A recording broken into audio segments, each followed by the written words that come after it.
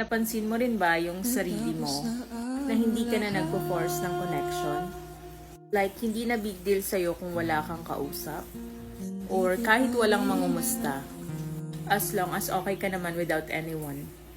Have you been in the position na you're avoiding a lot of people lately?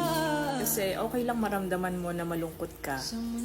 Kesa naman mapapaligiran ka ng mga taong nandyan lang kapag convenient sa kanila. You are enjoying the moment of silence.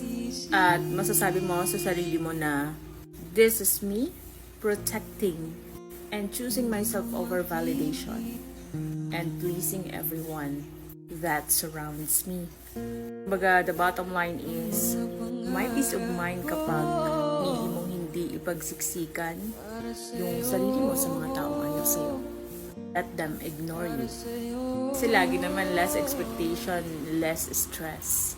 And sa paglipas ng panahon, mapapansin mo na lang yung sarili mo na dati nalulungkot ka kapag may taong ayaw sa'yo or hindi ka kinakausap. Pero ngayon nasa era ka na ng pag ayaw sa'yo, ayaw mo na rin.